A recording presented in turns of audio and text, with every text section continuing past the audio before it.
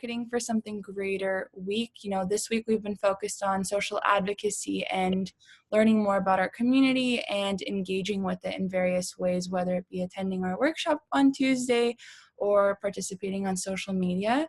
And for those that have made it to this evening's event, thank you so much for coming and finding time to participate.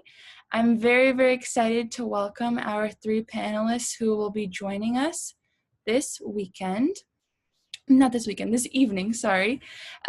We have Adele Burns, Pam Hodgman, and Shilpa who are here to join us. I'm very, very excited that they took time out of their busy schedules to come speak to our members.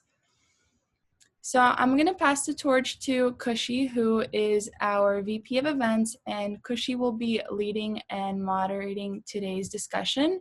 But feel free during any time to message things in the chat. We can save your questions for the end, or we can answer during. So feel free to engage at any point. But thank you again for coming and taking the time. All right, thank you, Elizabeth. So like she said earlier, we have three representatives here today that we're really excited to talk to. Adele, if you wanted to kick us off and just tell us a little bit about you, your organization, and your role. Sure. Good evening, everyone. Pleasure to be here. Hope everyone is staying safe and sane in all of this. So to tell you a little bit about myself, so right now I have a role that, full disclosure, I have been in for 3 weeks. So right now I am the Regional Director of Apprenticeships for the Bay Area Community College Consortium. So that is, it's a consortium over the 28 community colleges in the Bay Area. And I, in particular, have been brought on to a brand new role, which is to try to increase the number of apprenticeships in the Bay Area community colleges. So how this kind of like fits into the overall arc of my career and into the theme of the event tonight, I would say what I am really passionate about is sustainable models for economic empowerment.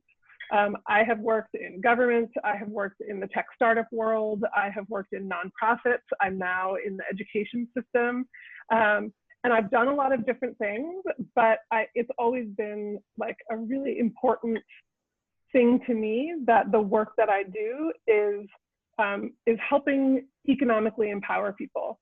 And previous to this role, I was at an organization called Year Up, which is a workforce development program. It's actually the most effective workforce development program ever measured in the US. And what it is it's 6 months of education and 6 months of internship for 18 to 24-year-olds who completed high school, but probably didn't make it through college or didn't make it to college at all. And it's helping them to get into entry-level tech jobs. So like quality assurance engineer, project management, that kind of thing. And it's supporting mostly low income and historically underrepresented folks to get into companies like Salesforce and Autodesk and a lot of different big tech companies. It's a nationally scaled nonprofit. I oversaw strategy and operations for the whole Bay Area, which has 4 sites.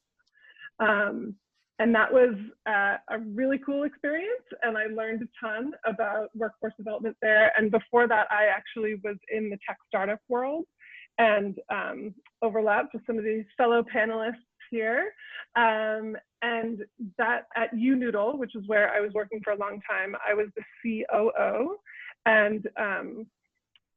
And that was really focusing on startup programs globally. And I will say that the part of that work that like made me wake up and be really excited to do the work every day was that it was trying to spark startup ecosystems around the world. And I certainly was really excited about that element of economic empowerment, that you didn't have to be in Silicon Valley or in the Bay Area in order to be a huge startup. Like a great company could start anywhere in the world, and this software platform was helping to make that happen. So I will say I'm really passionate about economic empowerment. I'm also really passionate about making sure it's with sustainable business models. And yeah, well, I'm sure we'll dive into more of that. But that's just a little introduction about me and what I am passionate about. Awesome. Thank you. Pam, did you want to go next? Hold on, I'm not muted anymore. Good.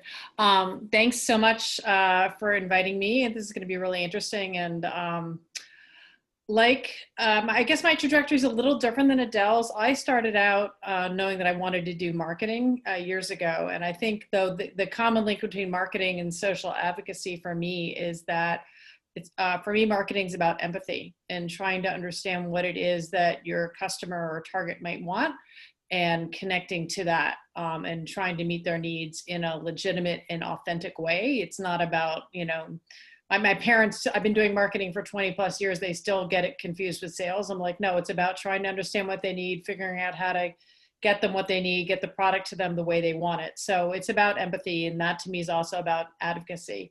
My current role is at Autodesk. Autodesk is a software company that makes design and engineering tools. So they make AutoCAD that many people have heard of, which is used for product design and used for architectural design. We also make simulation software so you can pretend what something is doing. So it's a big, actually, a media and entertainment company as well. But within Autodesk, there is a sustainability team. It's actually sustainability and foundation. And we are a team that works in many ways. One is the foundation's a little, self-explanatory. There's an Autodesk Foundation where money is donated to organizations that deserve it. And the premise for the foundation's grants, by the way, is very much around, can a company use design? And it's focused in 3 areas. One is climate and climate change, so climate adaptation or climate mitigation. So designers are coming up with great ways to, for instance, sequester carbon. So let's make the world more sustainable through that. We also have investments in adaptation. So like the rising floodwaters, how can we rebuild a city, rebuild a settlement so that people can survive? And then we also donate money to organizations that are involved in what we call the future of work. As with increase in automation, people's jobs are threatened. I'm sure you've all seen the billboards about the robots are coming to take my job. Autodesk feels very much like it's not that. But we're investing actually in a lot of job training programs. My role, though, is specifically in the area of sustainability. The third area is around health and resiliency. My area is around sustainability, and it's around helping Autodesk customers figure out how they can do things better. So is there a way to move to more recycled plastics instead of virgin plastics from petroleum? Is there a way to use less energy in your factory? Now, I'm not an engineer, but my role is around the marketing of those solutions. So how do I connect either at climate events or sustainability events, or through thought leadership, we call it, which is a lot of social media, things like that, to try to get the word out, the fact that there are opportunities. And we actually, one of the things I'd say is really better than the average marketing is we really believe in the rising tide. And obviously we'd rather them use an Autodesk solution, but if it's a competitor solution, that's fine too, because we really feel the work has to get done. So I work closely with our sales teams. I work closely with product experts who know the products, and we're just trying to get the word out there. I do a lot of storytelling around climate and around using our products to achieve good things, do a lot of interviews with entrepreneurs who are doing amazing things. We give away free software to a lot of them. So that's what I do. Awesome. I love that you said marketing is about empathy. Shilpa, did you want to introduce yourself next? Sure, yeah. So my name's Shilpa. I thought I'd answer this question by sharing just a little bit about how I got to my current role, which is at a small education nonprofit here in the Bay. And I'm just about now, I guess, 4 years out of college, so can talk a little bit about what that has been like for me. So I always knew I was really interested in something around equity, building equity, but really didn't know what that looked like. And I'm still in the process of figuring that out. But when I started school, I wasn't really sure what that meant. I just knew I did want to have an impact in whatever I studied and later on in whatever I did in my career. So I went to a small liberal arts college in LA called Occidental College and got really involved in our entrepreneurship organization because I really liked the aspect of building things and being creative and then using that to make an impact. So the idea of social entrepreneurship was something that really resonated with me, and kind of learned a lot in school on that, was part of our organization that helped foster students to be entrepreneurs, learn about social entrepreneurship, and that's what led me to UNoodle, where I met both Kushi and Adele, and also worked first part of my career in supporting entrepreneurs. And while I really liked the aspect of using entrepreneurship as a tool for social change, I just realized for me personally, I wanted to do something a little bit more direct than that and a little bit more focused on that equity piece. And so I kind of thought back to what are things I've always been passionate about as well. And a big piece of that was just working directly with people and working in education. I used to be a tutor, I used to work one-on-one with people, and I thought, like, before getting to that stage of like building your company, just having access to like a good education is often the first step. So that's what led me to Rivet School. Rivet School is a nonprofit that's really building a different type of college experience for working adults and people who've largely been underserved and not represented by higher education institutions. So we work primarily with Black and Latinx adults in Richmond, which is in the East Bay, but also now all throughout the Bay Area. And we partner every student with a coach to go through your academic experience. And every person is doing an online education through like a nonprofit accredited university. And so at Rivet School, my role is both as a coach, so I got that one-on-one experience. I work with 30 students directly, and also as a program strategist, so on the program side of things, thinking about what is the actual experience of students in the program, what does it look like to build community right now virtually, and what are some of the other like resources and supports for students in the program. So that's where I'm at right now. Amazing. All right. Thank you so much, all three of you. So that's a little bit of background on our three representatives. As you can tell, they have so much behind them and so much knowledge and wisdom, and we can only hope to gain a little bit today. Now I think we can go into a little bit more on advocating in your life. If anyone wants to start off, Shilpa, if you want to continue.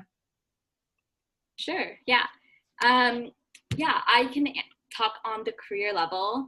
I kind of thought about this in 3 different ways within my career. So one is at the individual level, like what is my actual role and how can I advocate there? The second is at the organizational level, and then the third is at the community level.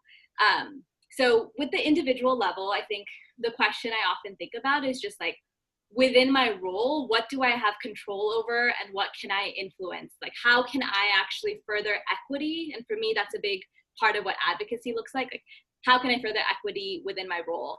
And I'll just share like a really simple example that might resonate with some folks in even what you guys do. So I had the other day had to order t-shirts and sweatshirts for our organization and for like future students and partners. And when you think about ordering t-shirts, like it's like, what, how is that connected to advocacy, or how is that even connected to equity? Like my first thought was like, let me go to like some bulk t-shirt website online and try to order as many shirts I can as cheaply as possible. But when I stepped back, I was like, you know what, this is going to end up being like maybe $1,000 that my organization can spend. How can I actually think about this decision from an equity lens? And so I stepped back and realized that one of our students actually owns a local business where they sell apparel. And so reached out to him. He was actually really down to make those sweatshirts for us, and so was able to support a local business, support a student through that decision. So I think it's a simple example just to take that lens of what do I have control over? How can I make a change, even in something as small as ordering sweatshirts? And I think something you can think about just in whatever you guys have control over. And then the second piece, just on the organizational level, I've been thinking about what are ways that other members of my team, or I can support other members of my team to be an advocate for whatever issue they're interested in. So one thing I'm part of is our anti-racism and equity task force, which is like a small group of team members who are really thinking about how are we building these ideas around like racial equity, social justice, diversity and inclusion within our team. And a big part of it is just giving staff members the space to also share about issues that they're passionate about. So for example, like 2 team members led just an optional session completely on their own about gender identity. And that was kind of just interesting to see like how staff within the organization could be advocates. And then the last piece that I'm thinking about in terms of the community level is just how is our organization actually interacting with other members of our community and within like where we actually work. And so because I'm in the higher education space, I've been thinking about connecting to other organizations that are specifically focused on college access, like helping folks who don't normally have access to a higher education degree get better access, and use that kind of collective effort to advocate. So things like supporting student loan debt relief, or even like tuition-free public college, things like that. How can we be a greater voice in that? As a collective. That's a little bit more half-baked, but in the process of kind of thinking about what that looks like on a community level. Do you want to stick to career, or should I talk about personal life as well? You can mention personal life. Okay, cool. Yeah, I think for me, I knew pretty early on that I wanted my career to have a big advocacy piece, but I don't think that necessarily has to be everybody's choice, right? Like you could choose to do whatever you want, but still build advocacy into your life. But for me, I definitely knew that like I wanted to be able to spend the majority of my day working on something that felt purposeful. And I also knew that within my role, I'm doing a lot of direct one-on-one work. Like a lot of my day is literally talking to students, working with them one-on-one. So when I thought about what I wanted to do within my personal life, I really wanted to do something that felt like a little bit more zoomed out. And to me, that's a lot of like campaign work and thinking about change at a city, state, or even federal level. And I'll share another story, which folks may or may not relate to, but I think after the George Floyd protests and the Breonna Taylor protests, I was like, my social media was inundated with like all of these petitions and posts, and I was like totally moved and overwhelmed at the same time with what to do. Like I really knew I wanted to do something, but I didn't know where to start. You know, I was like signing petitions and like doing all the things, donating, but I also felt like, you know, I would do one thing and then kind of forget about it the next day, or I didn't know where that went to. And I had just this feeling of wanting to be connected to something a little bit more long-term and wanting to be connected to something that felt kind of immediate to me. So I kind of paused and said, okay, why don't I focus on what this looks like in the city I live in, which is Oakland. So I really put some time to look at organizations within Oakland that were doing work around defunding the police or different, whatever that looked like locally, and joined some of those campaigns. And in that process found like a progressive city council member that's running for city council in my district. And that was really exciting because a lot of the things that she is running for are things that I've wanted to see in the city, and so have been like volunteering for her campaign since. And I think while I do think it's really important to stay involved on the national level, I think it's helped me channel some of my energy into something that feels like a little bit more focused and a little bit clearer to see what the actual result will look like in somewhere that I live. But yeah. Awesome. Thank you. Adele, did you want to touch on your advocacy journey? Sure. So I would say that how I advocate in my career, I love the like really zoomed in examples that Shilpa just gave. I think it's really important to remember that like the day-to-day decisions that you might have in your purview, like you can do a lot even in just some of the like simple decisions that you make in your work. I think I will just say, like, choosing what your work is a huge part of your advocacy. Like, I remember when I was in college and I went to Columbia in New York City, and I remember there was so much pressure to either go into investment banking or consulting. It just felt like that's what everyone was doing. I don't know, I imagine for you all, there's a lot of just sort of social pressure of like, join a tech company. Like, that's kind of what everyone's doing. And you don't have to do that. Like, you can make the decision as to where you want to work and what you want your everyday job to be. And I think that, like, it's really, really meaningful what you choose to devote your brain, your creativity, your passion to. It's really, really meaningful. And so I will say I have definitely had various junctures in my career where I could have gone the route that would have like maximized my earnings, or I could have gone the route that was a little bit more in line with my like passions and impact in the world. And I've pretty much always chosen the passion and impact in the world. And it feels really good, I will say. And like this spring, when there was a real awakening to the Black Lives Matter movement. It by no means started this past spring, but there was certainly a lot of attention brought to it. I, at the time, was working at Year Up, where just like Shilpa, like my work every day was empowering mostly people of color to get into the tech sector and thus lift up their families, lift up their communities. And I was, I was seeing the flow of things on social media, but I was also like feeling an integrity, because I was like, the work I do every day is trying to close the opportunity divide for folks and thereby create more equity in our society. And I think that like, it literally helps me sleep at night. And in the work that I'm doing now, I mean, I see this work with apprenticeships that I'm doing now as kind of a continuation of that. It's doing workforce development. It's really interesting in the community college system because it's massive, and my ability again to create like economic pathways for those folks is really, really meaningful.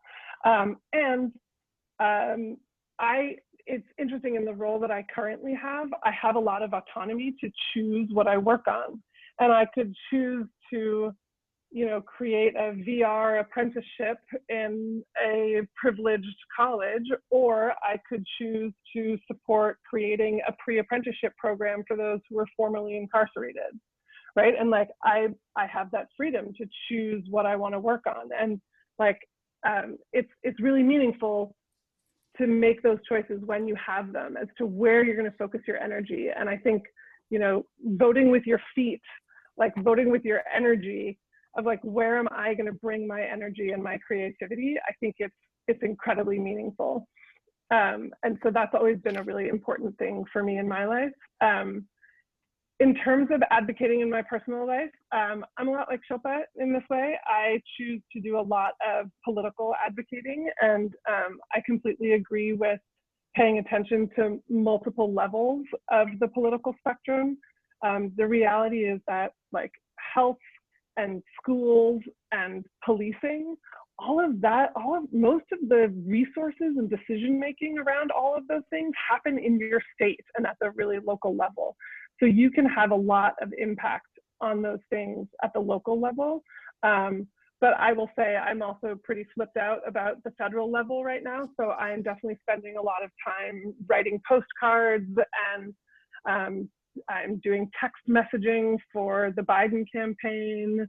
I'm doing letter writing for Sarah Gideon in Maine because I want her to unseat Susan Collins, which could flip the Senate. I mean, the world can feel really overwhelming in all of the crazy stuff going on. And I just find a lot of like personal therapy in action, like even just little actions. It's just like you're doing something about it as opposed to like yelling at your social media feed. And I think like using as marketing people, you are developing a skill set in communication. And that's huge. Like, the ability to communicate effectively is so important. And I will say, from having worked on various campaigns, like locally, nationally, they need your powers. They really do. Like, a lot of our political system, and certainly like as you get more and more zoomed out to the federal level, they get grayer and grayer, and like they don't have the like baseline marketing, social media, but just like kind of growth hacking, like the type of marketing that I'm hoping you're being educated in. I don't know your program specifically, but like marketing can be partly about content generation, but there's also sort of a whole growth hacking aspect to marketing. And I think that political candidates and social movements, they get the storytelling, content generation part, but they don't necessarily get the like growth hacking side of things. And so I think that using the powers that you're cultivating for the social movements that you care about, be it like political candidates or social movements like Black Lives Matter or the Women's March or the different things that you care about, just applying those skills, it will help you sleep at night. It helps me sleep at night. That's great. I think something that I took a lot from everything you just said was amazing, but I think just kind of defying the norm. And I would agree that we are a lot influenced by like tech companies and living in or going to school in San Francisco. And I think there are multiple things to look at when deciding your career path. Pam, did you want to add anything to this? Yeah, I mean, I first of all, I say, you know, I'm with the choir right now. Like what everyone's saying, I agree with and more. I'd say my perspective working in a big corporate environment is a little different in terms of advocating in my career. I agree with Adele in terms of your career choices and your job choices are paramount, and that's how you really can make your decisions. I'm actually right now contemplating moving to the nonprofit world for the first time, or moving to a smaller company, because I do find, even though I'm in a big company that does embrace some really important stuff and does believe in doing the better, you know, our tagline is around making and making a better world. It's sometimes tough to feel like you do that at a big company. You have a little less freedom to build your own job.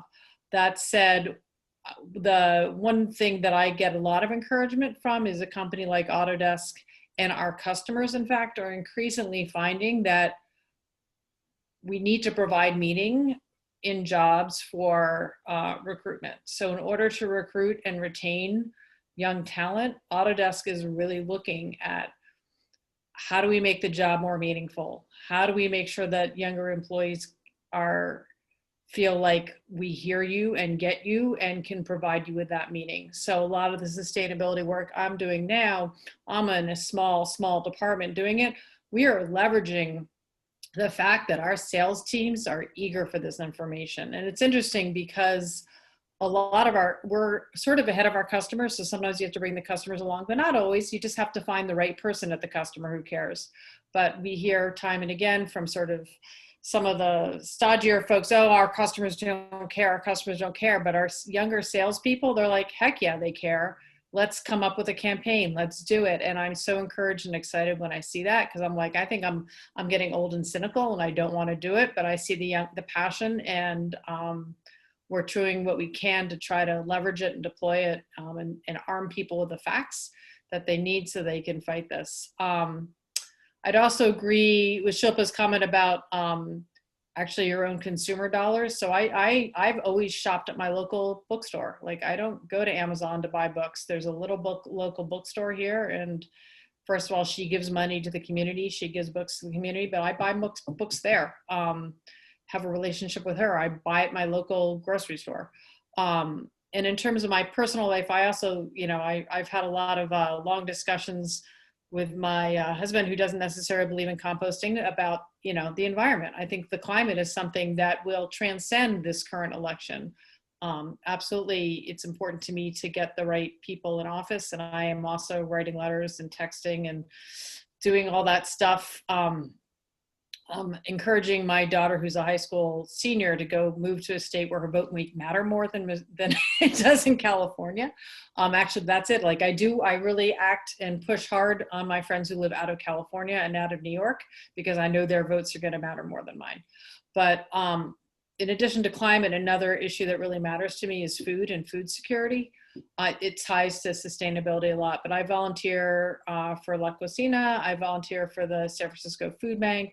I've been dropping off groceries at people's homes now who can't get out and can't get shopping, because much like we're talking about operating at the local level, like if you don't have food in your stomach, the rest of it, you're screwed. I'm sorry. You know, like you need to start with some of that baseline Maslow's hierarchy of needs. So let's get food in people's stomachs so that they can fight the fight they need to fight. So that's it, but I agree with everything else everyone's been saying. Thank you so much for sharing about the ways that you advocate within your own lives. I know that there's many different areas, many sectors, and different ways to kind of advocate, whether it be professionally or personally. A greater question for all of you is, why even advocate? Why is it important? What should encourage us to do so and participate in it if we haven't already? I can start with a couple points. One, and I know a lot of us are very cynical about elections, but I did just see a stat that, you know, showed the 2016 national election. You know, roughly 62 million for Clinton, 62 million for Trump, and 100 million registered voters who didn't vote at all. So I think there is the potential for us to advocate and, like, on a political level, to change the elections. Like I see this women's march, I'm assuming, based on all the pink, and Supreme Court, things like that. So politically, I see that. I also think, honestly, you know, getting back to sort of marketing and empathy, I see it's important. Like I want to work with people who care about issues. Like,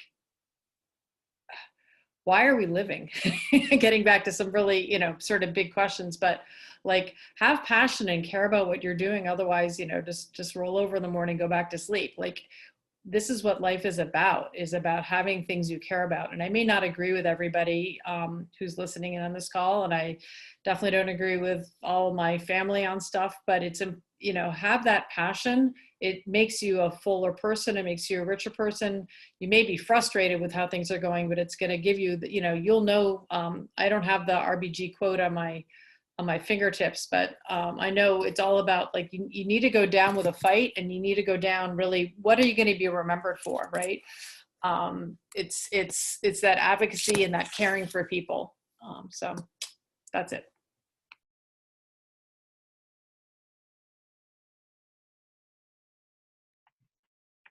Okay. I think, why is it important to advocate? If you live through 2020 and you don't feel passionate about something coming out of this year, I feel like you might be sleeping.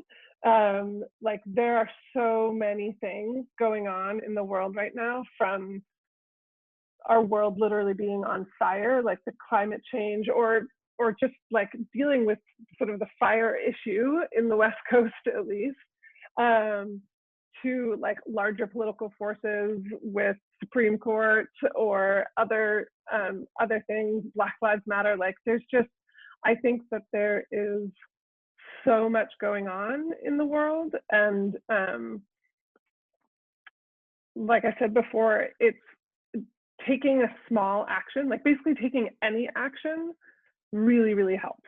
And I think that finding a focus area, I think I definitely, you know, have sort of broadly felt in my career, like, I want to do good in the world, but that's like sort of a big empty statement. I mean, it's not empty. There's a lot of positive intent in it, but it's a little bit directionless. And so I think, like, I would advise, like, diving into some area that you just feel particularly passionate about in this moment. And it can change. You know, at one point in my career, I thought I was going to go into the like clean energy sector, and I got really obsessed with energy efficiency, and I didn't end up pursuing that as much. But like, I did for a little while, and it was exciting and interesting, and I felt like I was helping save the world from climate change. And so I think it's just, to me, why advocate is because there's got to be something that is frustrating you, and you really do have the power to incrementally improve it. And if you just like dive in and find either the organizations that you can volunteer for, or that you can apply to work at, or donate to, whatever is sort of your capacity to do something, I think it will make you feel better. It's sort of like a funny, selfish plea, right? For you to feel better, help make the world better. But I have certainly found it to be very true. Yeah, just to add to that, like I found it hard to answer this question because I was like, why wouldn't it be important? But in thinking about that, I guess I would think maybe a reason why someone wouldn't feel this way is because you just don't know like how much of an impact your individual action could take. And at times I've personally felt this way as well. Like, you know, what is this one thing that I do going to, how is it going to actually make a difference? And that being something that hinders me from wanting to take more action.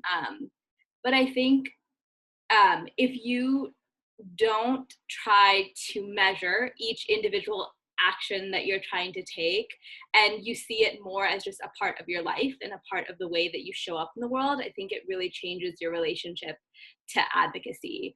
Because again, like we were, as some of us have been saying, like it can start with the small decisions that you make every day. It can also start with just taking some time to reflect on your own life, right? And where are some of the biases that you might have? What are some, like that is a form of advocacy in itself. Learning is a form of advocacy in itself. In addition to these concrete actions of voting, letter writing, joining organizations, and potentially doing this within your career. So I think, yeah, thinking about it as just part of what your lifestyle is, part of like your value system, I think makes it feel a lot more integrated and feel less like what you're doing doesn't matter. I love that. Yeah, I agree. I think, and I feel like you bring up a good point about implementing this into kind of your day to day. And so it feels, it's not like a job, it's like a part of life. It's a way of life for us. Moving on, how would you all encourage, we did touch on this a little bit already, but if you have anything else to add on encouraging us college students, as well as just recent graduates, to keep staying involved, keep addressing the injustices that are occurring in our world and giving back to their communities.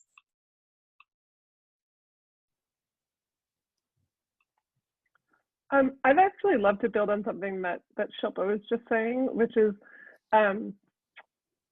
when I was entering like the social justice work of Year Up, I learned this really cool framework around like advocating for some sort of social justice change, which is that there's a progression to advocacy. And it starts with awareness of an issue, and then it goes to knowledge, and then skill building, and then you kind of graduate to advocacy.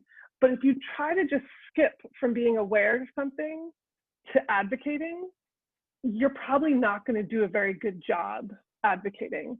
And so I think it's important in any issue that you get excited about or passionate about to take that time, like Shilpa was just saying, like take that time to really become aware of the issue, to develop your own knowledge, like do lots of reading, talk to people, talk to different organizations, start to develop your skills, right? Like you're developing a skill set of marketing and of communication and all the other things that you're studying at school, but really dive in and start to develop your skills in whatever area you decide to advocate for, and then get to advocacy. But I think it's really, really important to start with that awareness and then building that knowledge and building those skills, so that when you are trying, I think it's easy to think you can just like skip straight to being an advocate. And I think that there's so much to learn and to be aware of before you dive in. I hope that doesn't slow people down, but it was just a framework that really helped me as I was entering into that social justice work. And actually, I'll add to that. What I love about that is that does align with what we do in marketing every day, at least at Autodesk and at Intuit and everywhere else I do, which is like has to do with the funnel, right? Like, what's the broad awareness, and then what are you considering? So it's the same framework. Hopefully, you guys are learning is around learning broadly and then narrowing down and figuring out what your role can be. And also, I'd say reinforcing what Shilpa said before, also, which is like pick a thing that you are most interested in. You're not going to be able to boil the ocean. What do you care most about? In my case, it's around like food justice, and so those are the areas I'm focused on, and climate. Like, sure, I could go off and try to help with literacy programs too, but like truly food is my passion. So I'm going to get involved in something around food because that'll just help me stay engaged, and I'll really feel the problem myself. So that would be another way. And I also would encourage you, my husband may be giving you guys different advice about what goes on your resume and what doesn't, and your LinkedIn and all that. I am of the opinion that you do keep some of that, maybe not all of it, but definitely keep that stuff on there. You become a more interesting candidate to me as a corporate person if I know that I have something to talk to you about. And I know that you care about something, because that to me is, I would rather work with somebody who cares deeply about something than somebody who just focused on getting all the perfect marketing jobs. Like, I want to know that you really are a good person.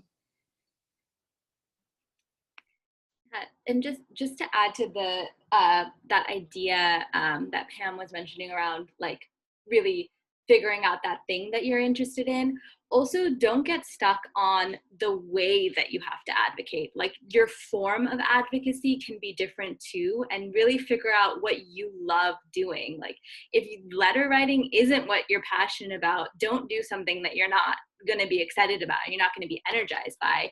Like, if you're an artist and you like making art, maybe pick organizations that you could make graphics for or art for. If you're a writer, maybe find organizations that you could like write a blog post for, or even write your own blog post about an issue that you care about. Like, there are certain actions that are useful to do, like voting. There's a specific way that we should all be doing that, but you don't have to feel stuck in a certain form of advocacy. And if you connect to stuff you care about, you're passionate about, that energizes you, I think it also makes it stick. And then something that also really has made a difference for me is just doing it with community. I know that that's a lot harder right now virtually, but when I feel both connected to the issue, but the people that I'm working with, I think that makes it feel all the more meaningful as well. So like, all of these things that we've mentioned are also amazing places to build relationships, to build connections, friendships. And it's nice to have that accountability as well. Like, so it's not just you that feels like, I gotta show up to this protest by myself, but I have my friends that I can do that with, and other people that I can do that with too. So really thinking about like, who's your crew, who are the people that you want to bring into this, or who are people that you want to meet and join and become in community with, I think. I also put together some Instagram accounts that might be fun to follow. So I'll just put them in the chat if anybody's interested, just in case.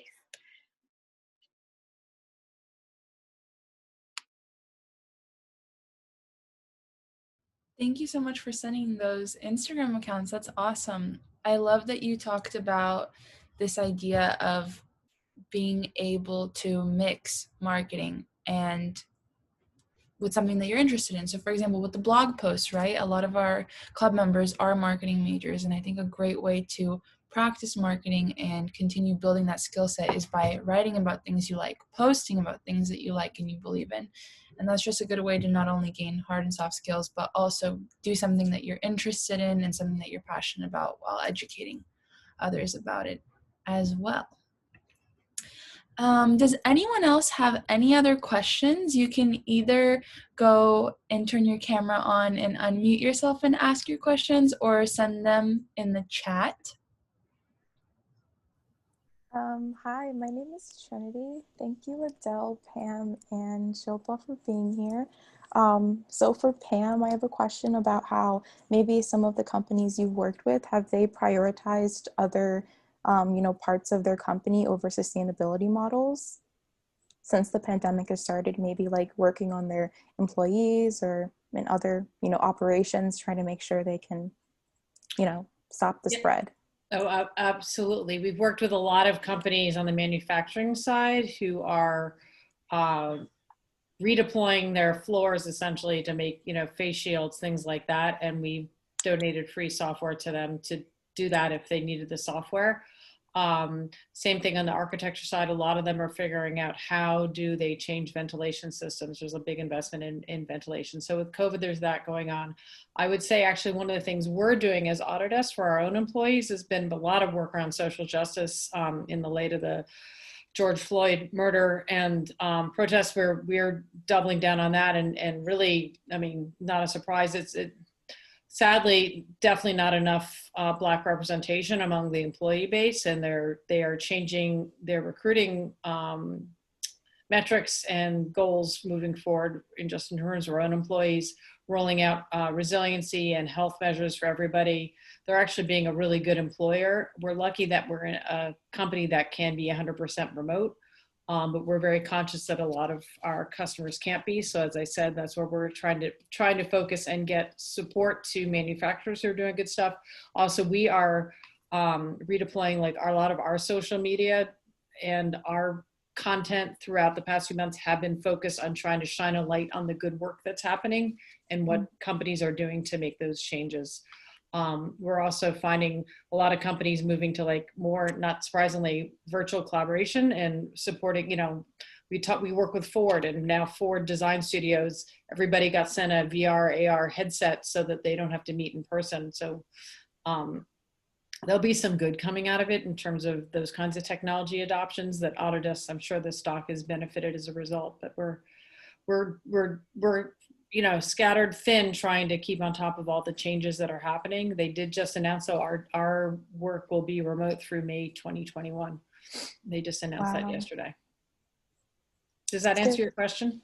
Oh yeah, it answered my question a lot more. It's really great though that Autodesk has, those capabilities to make sure that everything is continuing during this time and safely.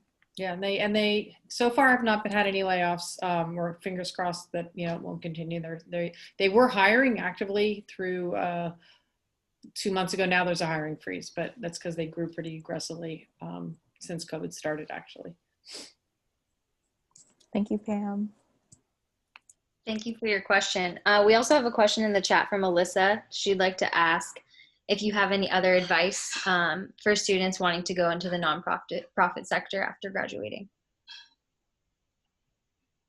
Yeah, I'm happy to take this one or kick it off. I would say that for going into the nonprofit sector, I think a lot of nonprofits,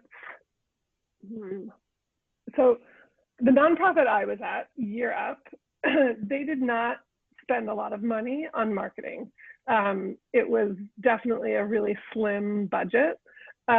However, they spent plenty of money on recruitment. So I think if you're looking at the nonprofit sector, I would sort of think more broadly about the skill set that you're bringing and the types of roles that you apply for.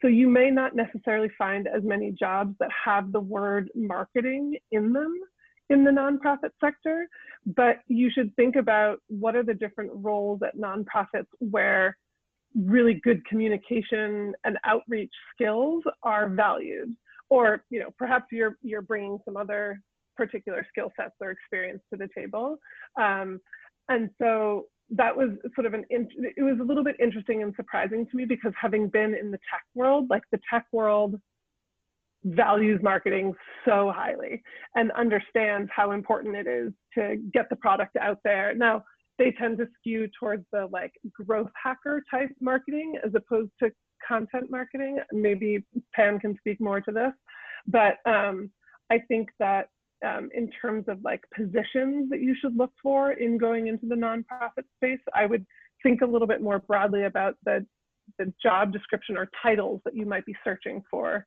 when you look at a nonprofit. Yeah, So that was my one note that I wanted to offer on that. Yeah, I could say for sure content marketing is robust and rich at Autodesk and other companies, but yeah, often it will be called content marketing, or it might fall under the brand as opposed to under the technology or products. So it is a growing field. There content strategists, content marketing would be titles that you might look for. And it is important because another area where sometimes content shows up is under campaign. So it might be called campaign manager or campaign marketing. Again, it's just important to, it's funny, when I went into marketing years ago, and at that point it was all very generalist type positions, and now it's gotten very specific. I need to be able to talk about my brand experience, my content experience, my database marketing experience, search experience, all that, social media, all those different things now, all those different skills and subsets ladder up to marketing, and find what you like and focus and finesse your skills in those areas. I can't speak to working in nonprofits. I've done a lot of work for nonprofits, been on boards of nonprofits. I think it is probably development would be a type of role where marketing kicks in a lot, because that's around fundraising, community outreach, customer, community engagement, things like that probably would be applicable, but you guys know better. Yeah, and I think you can definitely leverage experiences and volunteer experiences that you have, definitely put them on your resume and also use them in interviews.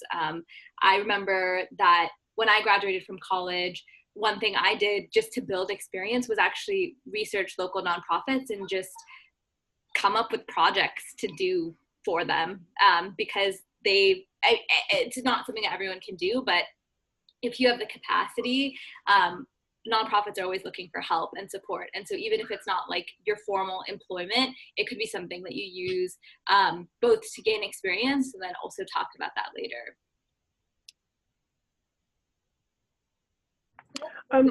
One other quick thing I just wanted to add is that the category of nonprofits that will really, really value marketing specifically are like social change movements, right? So if, there's a lot of different types of nonprofits out there, but to the extent that, so if you're trying to, there's lots of like advocacy organizations out there. Like there's an organization called PLUS, which is like Paid Leave for the US. And what the whole organization is devoted to is advocating for paid family leave in the US. So they are going to really value marketing because that's like the focus of what they do. So that's also sort of like a category of nonprofits that if you're feeling really passionate about, you could look towards those like sort of social change movements that have an entity and apply your skills in that way. Thank you for answering that. I think that's going to really help me in the future. Yeah, that's great. Thank you so much for those answers as well. And I wanted to add that for our students, there's always nonprofits that are looking for marketing volunteers and help with marketing. I think one of the biggest volunteer categories is definitely marketing, especially right now, since you can do it from the comfort of your own home. So if any of you are interested in nonprofit volunteering and marketing, there's a lot of opportunity right now. So I would take some time to research on websites like Volunteer Match and such, and USF Career Services can also connect you. Catherine had a question. Her question was, how do you not get discouraged as an advocate, especially when you can't see any change happening or change is very slow?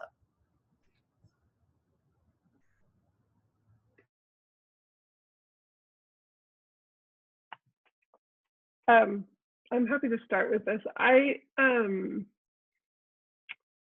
think that I remember right after Donald Trump was elected, there was a lot of really interesting conversations about like, hey, this is a marathon. This is not a sprint. We are in this for a period of time, and we all have to learn how to be resilient advocates. It's not just about pushing hard right now to make a change right now. Like, this is a long haul. And I read some really interesting, it was just like a lot of reminders to take care of yourself so that you can keep doing the work. And different folks are going to have a different way of taking care of themselves. I will say in my really frustrated moments, I try to zoom way in on my life and just do like a little gratitude practice for the things that are in my life and that are feeling solid. And just like remembering some of that like immediate stuff. Of course, there's different recharge things like sleep. When I don't sleep well, the world is a dark, terrible place. When I sleep well, the world holds possibilities. So there's like some fundamental sort of personal health things that I think are really important that if you haven't already learned, you'll learn for yourself, like what are the key components that keep your like baseline mental, physical health solid, because that is so essential in this advocacy work. And, you know, when you, if you decide to do work that's like really direct service work, like you're working in a nonprofit and maybe you're working with a homeless population or you're working with folks who are really going through stuff, you have to be able to like show up for that work, and it's hard. And so you do need to like take care of yourself in order to do the work. And I think that that's really important. And in terms of just like not getting discouraged, if you get discouraged, you've lost. Like you have to just keep finding your community, like Shilpa talked about, like find those people to go to a march with, or find those people to do like a Zoom call with while you all write postcards, or, you know, like whatever are the little things that you can do to kind of like connect with others in the work. I think that also can help you just like build that community and feel like, okay, no, we're all in this and we're all working on this, and we have to keep working on it, because if we don't work on it, it's not going to change. Two quick things I'll add. If you haven't watched the RBG documentary or John Lewis's documentary, honestly, like when I'm sad, I will watch them, and it is a just beautiful lesson around like what it really looks like to be in it for the long haul, right? And I don't know, having those stories of people who really inspire me and have really demonstrated what that life looks like, I think is helpful, and they're also really good, so you should watch them. Yeah, I was going to say there's some amazing stories out there of people who are in it for the long haul, like the long haul. And I think right now it is easy to get discouraged. I'm discouraged, but you have to take the long view and realize that things are better now than they, maybe not today, but things are generally better, and we're making the right progress. Like back in 2007, you would never have guessed that Obama would win as president, right? And yes, it's 2 steps forward and a step back, but we are making forward progress, albeit slowly. Great. Do we have any other questions? Oh, sorry. This question is for Adele. I think you mentioned startups around the world. Have you witnessed any that you're passionate about, or that you helped start? So at UNoodle, there are about 500,000 startups that came through that platform. So there's a whole lot of startups that I've had the pleasure of seeing. Let's see, what are some fun, cool startups that I would recommend? I think,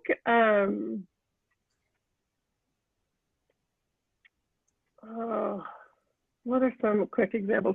So what I would say is that if you're looking for fun new startups to check out, look at different startup programs. I know this is sort of a funny answer to this, but there are a lot of startup programs out there that are specifically focused on social impact startups. So for example, there's an organization called the Unreasonable Institute. And the Unreasonable Institute is a startup accelerator that is funding social impact startups. around the world that are like doing good with a sustainable business model, which is, I am such a huge believer in those kind of organizations. I have been in the nonprofit world. I like the nonprofit world, but if your only model for sustainability is donations, it's a tough model. Like, I really, really believe in companies, or like, and I'm going to say organizations that have a business model and but are also doing good in the world. Like, there's a whole category of interesting companies around like consumer goods. Like, for example, it was really pioneered by Tom with the like, buy one pair of shoes and we'll donate a pair of shoes. And there's a whole bunch of them that are like that now. And so I think that you can like look at, you know, like Warby Parker is a glasses company, and I think they donate. So you can find like consumer companies that have that social impact element to it.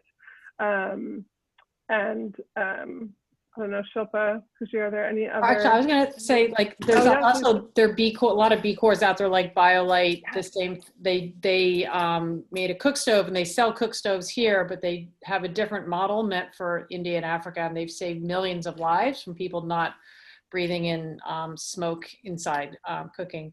But also their conferences like SOCAP. I think they have a lot of social impact. Companies come and pitch and present, and I'm guessing they give away free passes for students, or students can volunteer and therefore get, you know, admission to the conference. So look for conferences of social impact investing or social impact entrepreneurs and attend those, and you can meet some really cool organizations there. Okay, thank you. And then I just have like a clarifying question about when you say sustainable models, Adele, do you mean like the one that comes to mind is, have you heard about Billy and the shaving and how they give back to their consumers like the money from the pink tax that women pay for like feminine supplies? Is that kind of what you mean, like different ways to like retain money, or if that makes sense? Yeah, that's a good question. So there's a lot of different ways one can understand the word sustainability. So good question. When I say sustainable business models, I mean like you're making money so that you can continue functioning as an organization. That's what I mean as sustainable business models, because there are a lot of nonprofits out there, and this is not to like knock them in a negative way, where 100% of the money that is used to pay people at the nonprofit is from philanthropy, whether like donations from individuals or grants from foundations, but like all of the money that funds the nonprofit is a donation. There are others that, and Europe was an example of this, where they have earned income. So in the example of Europe is it's 6 months of education and then 6 months of internship, and then hopefully they get a job. But it's a year-long program, and the company pays year up. So Autodesk is one example of a partner company. So they pay year up for the intern, and then year up uses that money both to pay the intern a stipend, but also to pay for the operations partly of year up. Now, it also gets donations, but because it actually has an earned income revenue model, it has managed to scale nationally. And it has like sites all over the US, and it's serving 5,000 students every 6 months. So when you create models that are sustainable, meaning like financially you're earning money and you're doing good, I think that's awesome. Because to me that shows that like you can continue to do that and continue to do the good no matter how things shift. Well, you know, you never know how the world's going to change, but that's what I mean when I say sustainability. But I know that, for example, in Pam's work, when she says sustainability, you're talking about something else.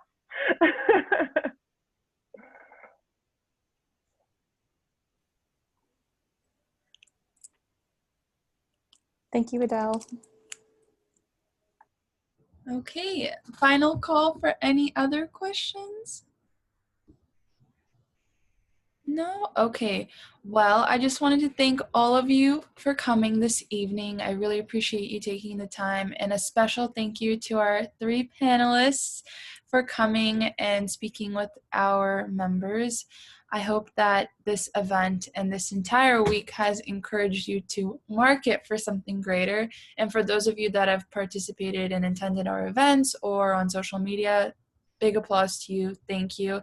And it's not too late. If you want to post anything and hashtag it with marketing for something greater, we are applying points to it. So feel free to do so. We can do it until the end of the week. And I look forward to seeing all of you at our next event on October 22nd. More information and the RSVP link will be emailed out to all of you. So thank you again for coming. And panelists, I'm going to ask you to stay for a minute if you can. But thank you to everyone. Enjoy your night. Bye, everybody. Thank you. Thank you. Bye, everyone. Thank you. One sec.